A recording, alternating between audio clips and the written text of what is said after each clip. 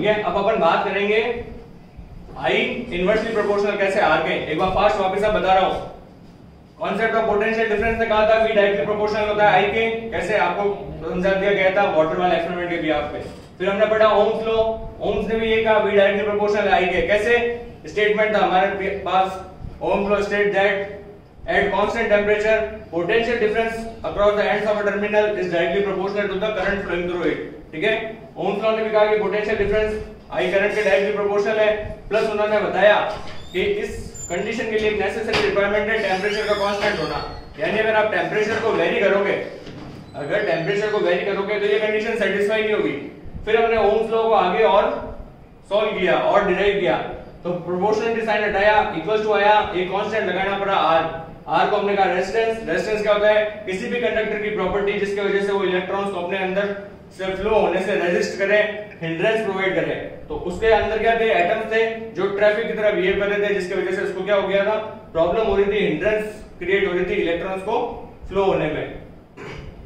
इसी इक्वेशन को आई के रेस्पेक्ट में चेंज किया, ट्रांसपोज किया फॉर्मूले को, I = V upon R, तो I डायरेक्टली प्रोपोर्शनल समझ में आया V के, I इनवर्सली प्रोपोर्शनल समझ में आया R के।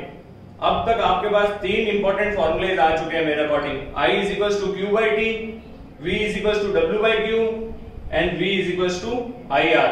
ठीक है, जो भी दो गिवन क्वांटिटीज आपको न्यूमेरिकल के अंदर दी हुई हो, फॉर्मूलेज का यूज करते हुए तीसरी अननोन क्वांटिटी को आपको फाइंड आउट करना है। यहां तक की बात में कहीं पे भी किसी को कोई दिक्कत हो तो अभी भी बता देना।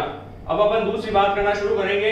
देखो बेटा, वायर का डायग्राम ये बता रहा है कि ये कोई रेजिस्टेंस वायर है, यानी ये कंडक्टर की तरह बिहेव कर रहा है। रेजिस्टेंस वायर क्या है, हर वो चीज जो अपने अंदर से इलेक्ट्रॉन्स का फ्लो पॉसिबल बढ़ा दे, वो चीज होगी कंडक्टर। तो यह रेजिस्टेंस वायर क्या है, एक कंडक्टर का एग्जांपल है। इलेक्ट्रॉन्स को इस कंडक्टर के अंदर से फ्लो होना है ताकि करंट ट्रांसमिट हो सके, करंट फ्लो हो सके। ये एक कंडक्टर है, कोई मैटर है, तो ये किससे मिलकर बना हुआ है, बहुत टाइनी टाइनी माइन्यूट पार्टिकल से, जिनको हम कहते हैं एटम्स। तो जब ये इलेक्ट्रॉन्स इस रेजिस्टेंस के अंदर से, सॉरी इस रेजिस्टेंस वायर के अंदर से फ्लो करेगा, तो उसको इन एटम से कोलाइड होते हुए आगे निकलना होगा।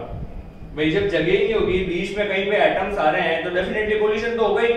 आप किसी रास्ते पे प्रोपोगेट कर रहे हो, वहां पे बहुत ज्यादा रश है, तो आपकी बॉडी दूसरे जो क्राउड मेंबर्स हैं उनके टच में आएगी, उनके कांटेक्ट में आएगी। बिना टच में आए तो आपका प्रोपोगेशन ही नहीं हो सकता ना, हैवी ट्रैफिक है, टच हुए बिना कैसे निकलोगे आप।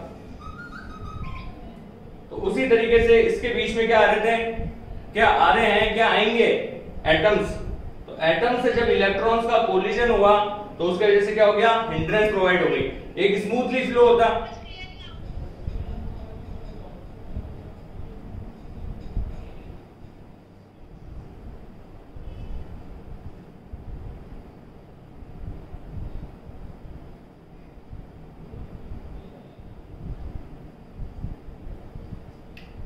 अब देखो, जो आगे अपन कर रहे हैं ये सिर्फ एक्सप्लेनेशन का पोर्शन है, जिससे कि हमको समझ आ जाएगा कि I इनवर्सली प्रोपोर्शनल है R के।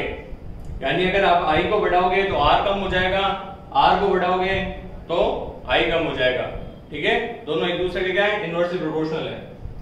दो सर्किट डायग्राम बताए मैंने, एक के अंदर जो रेजिस्टेंस वायर है वो 20 ओम का है।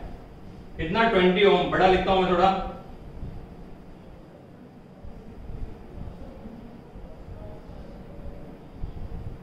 और दूसरे में है 50 ओम का।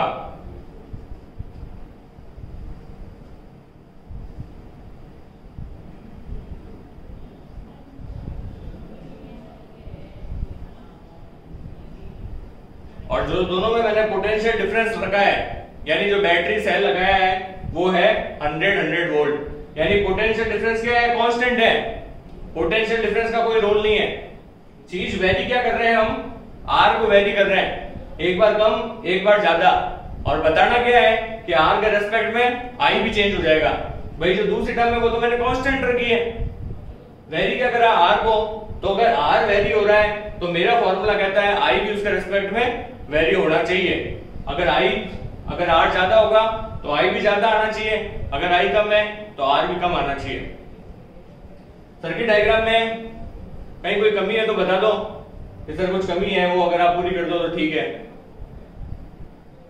अगर कहीं कोई नेसेसरी रिक्वायरमेंट लग रही है तो वो बता दो, उसको पूरा कर देते हैं। नहीं तो फिर आगे बढ़ते अपन। Very good, perfect. एरोहेड्स की कमी है।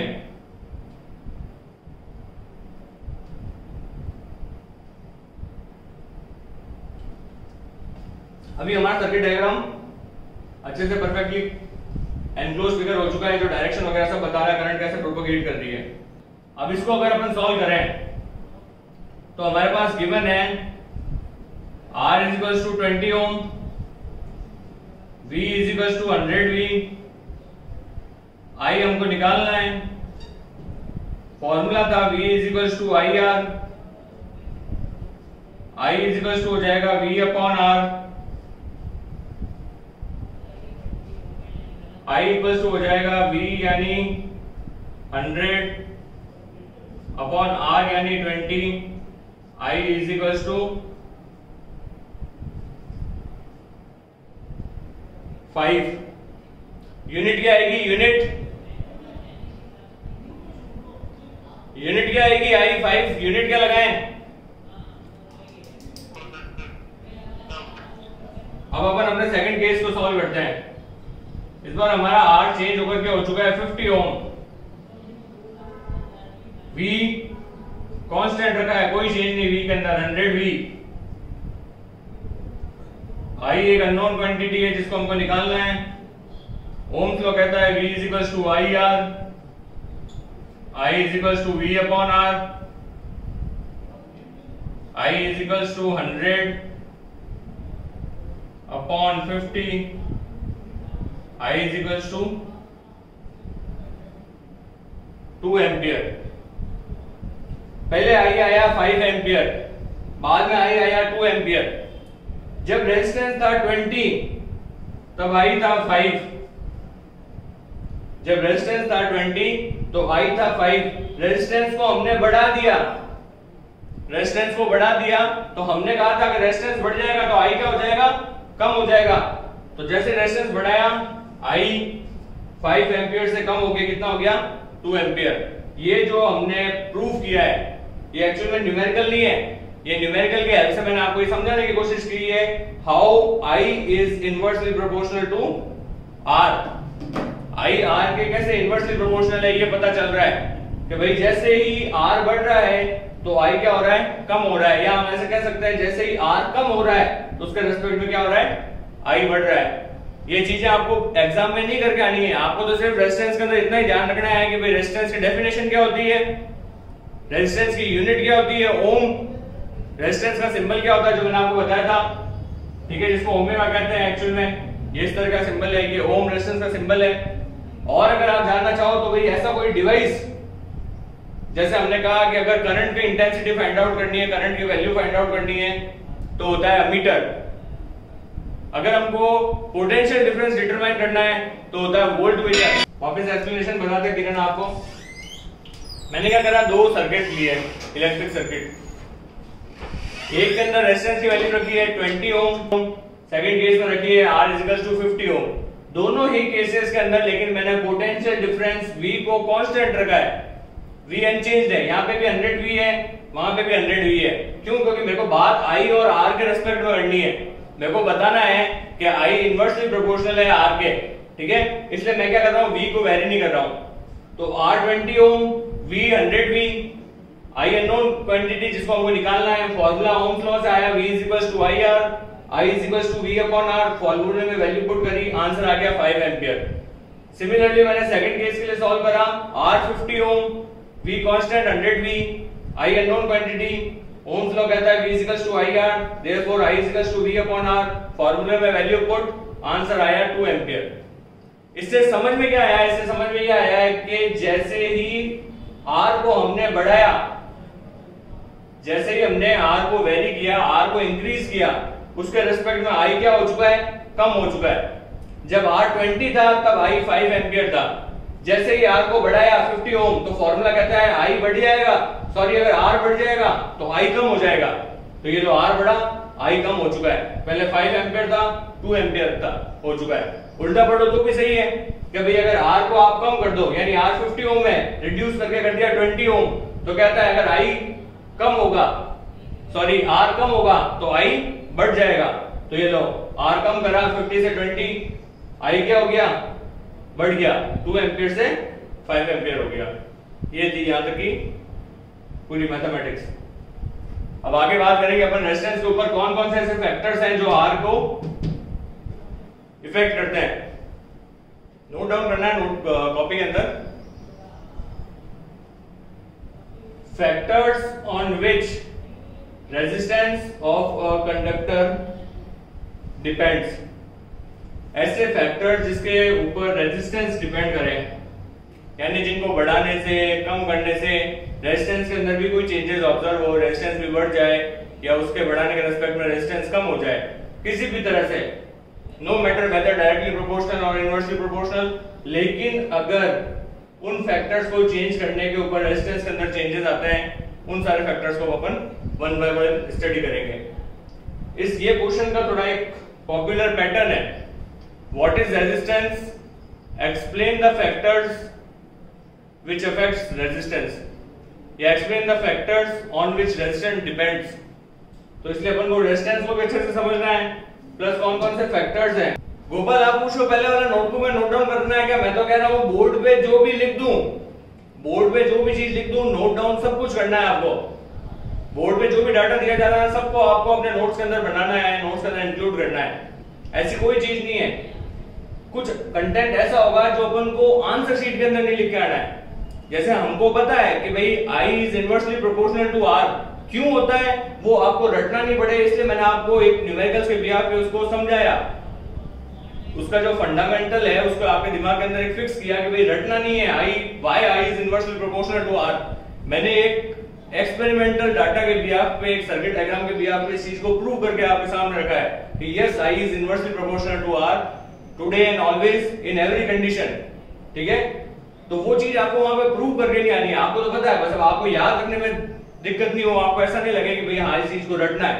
मैं तो कहता हूँ रटने के लिए और भी खूब चीजें हैं, सब्जेक्ट खूब है हमारे पास, बायोलॉजी है जिसके अंदर रटना पड़ेगा, एसएसटी के अंदर डाटा को रटना पड़ेगा। तो जो चीजों को अपन फंडामेंटल बिहाफ पे अच्छे से समझ सकते हैं, सॉल्व कर सकते हैं, उसको रटो मत, उसके क्या करो कॉन्सेप्ट बना लो, ट्रिक निकाल लो उनकी, ठीक है, ताकि उनको रटना नहीं पड़े, ठीक है, समझना आसान हो जाए। तो नोट डाउन तो सब कुछ ही करना है। अब पहला फैक्टर देखना, 3-4 फैक्टर है, हर चीज को अच्छे से समझना। हाँ बोलो। तो अपन पहले फैक्टर लेंथ के बारे में बात करेंगे।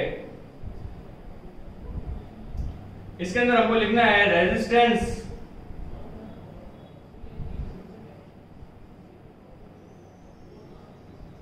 ऑफ अ कंडक्टर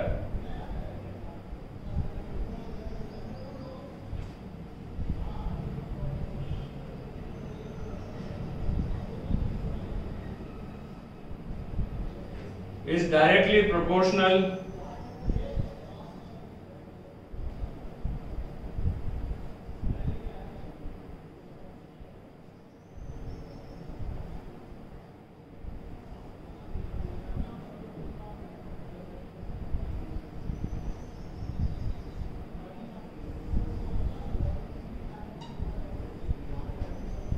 पहला पॉइंट लेंथ के रेस्पेक्ट में कह रहा है कि resistance of a conductor is directly proportional to length, यानी किसी भी कंडक्टर का जो रेजिस्टेंस होगा वो लेंथ के डायरेक्टली प्रोपोर्शनल होगा।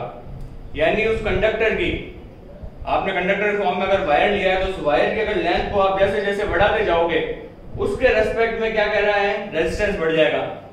वायर की लेंथ छोटी कर दी, रेजिस्टेंस कम, वायर की लेंथ को बढ़ा दिया, रेजिस्टेंस ज्यादा। अब रेजिस्टेंस क्या है इसका डाउट नहीं रहना चाहिए। रेजिस्टेंस क्या है? रेजिस्टेंस कुछ नहीं है, इलेक्ट्रॉन्स के पाथ के अंदर, इलेक्ट्रॉन्स के फ्लो के अंदर एक तरह का हिंड्रेंस है, एक तरह का ऑब्स्टेकल है ये रेजिस्टेंस। ये चाहता है मेरे अंदर से इलेक्ट्रॉन्स का फ्लो इजीली नहीं हो सके, वो चीज रेजिस्टेंस हो गई। तो हम कह रहे हैं कि भाई लेंथ जैसे जैसे बढ़ेगी वैसे वैसे रेजिस्टेंस बढ़ेगा, और लेंथ जैसे जैसे कम होगी वैसे वैसे रेजिस्टेंस भी क्या हो जाएगा, कम हो जाएगा। कैसे होगा? वही अपन का डायग्राम काम आएगा, वही कॉन्सेप्ट काम आएगा, बस थोड़ा सा दिमाग को जोर ज्यादा देना पड़ेगा। वापस डायग्राम बनाते हैं, वापस समझना क्या करा था हमने।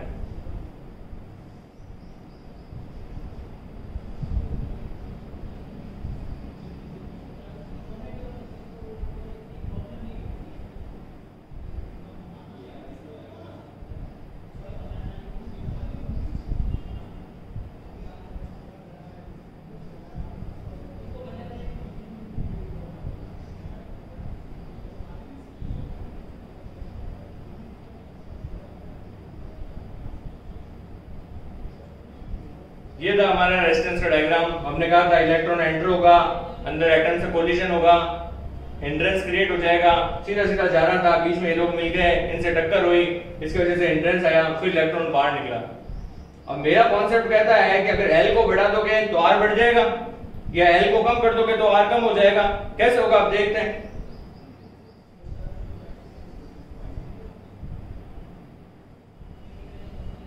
दूसरा रेजिस्टेंस वायर, पहले वाले को देखते हुए लेंथ को मैंने क्या कर दिया, कंपैरेटिवली थोड़ा इंक्रीज कर दिया। वही सिचुएशन, इलेक्ट्रॉन अंदर जाना है, बीच में कौन मिलेंगे, एटम्स।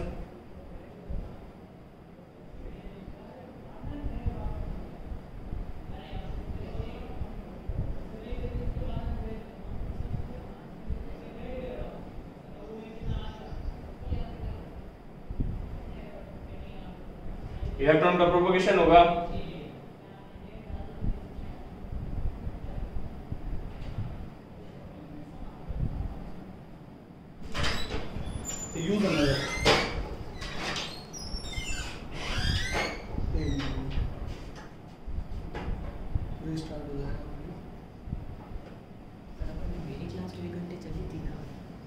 नहीं वो इसमें क्या है, हाँ चालू हो गया सर आपका, है ना।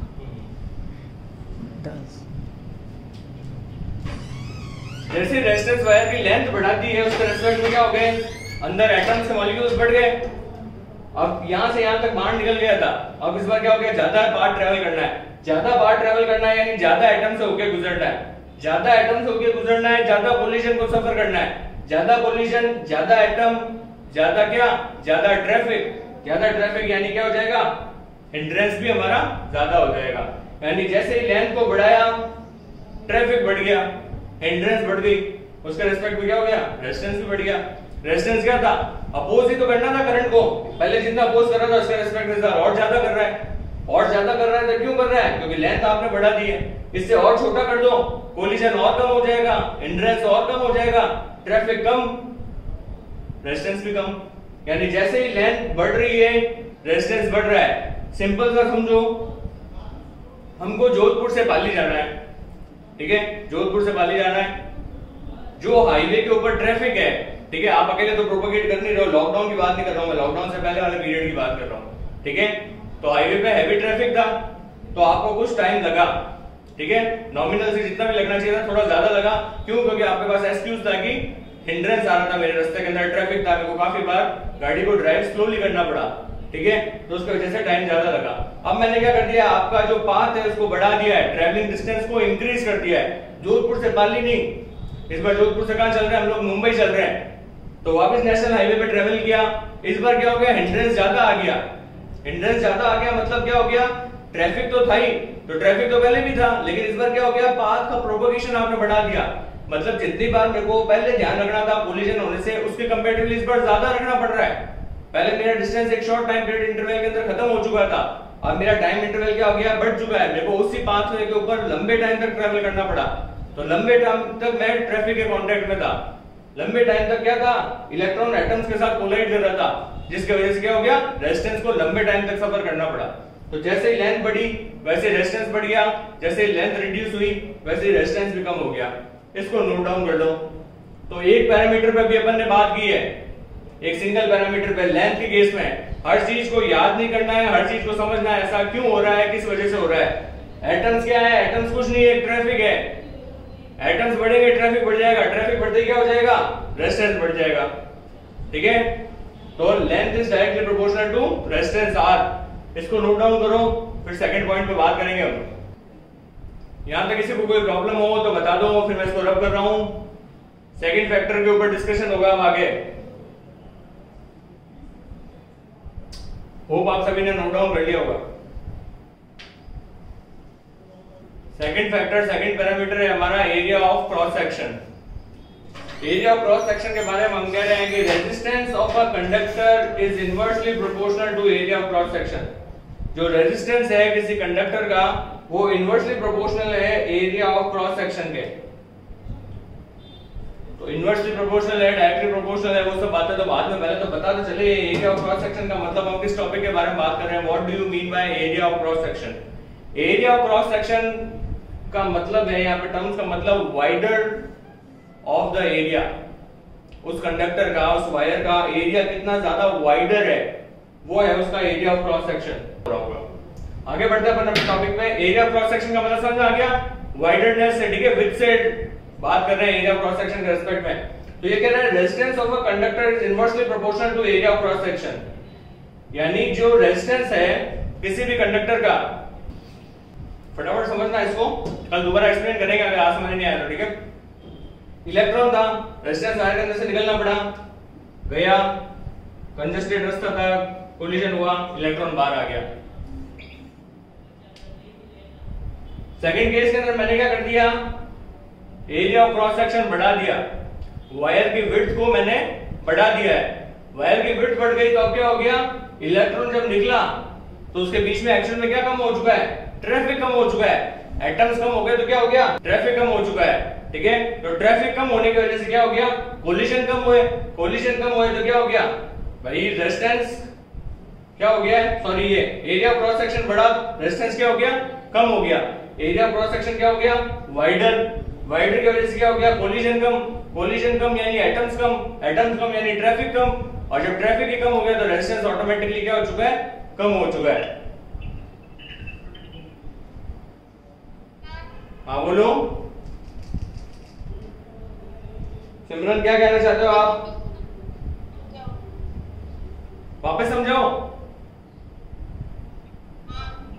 वापस समझाते हैं। ये अपनी नेक्स्ट क्लास के अंदर इस टॉपिक को वापस लेऊंगा मैं वैसे भी, ठीक है। जिस भी टॉपिक पे क्लास ओवर होती है उसको नेक्स्ट क्लास के अंदर वापस कंटिन्यू किया जाएगा।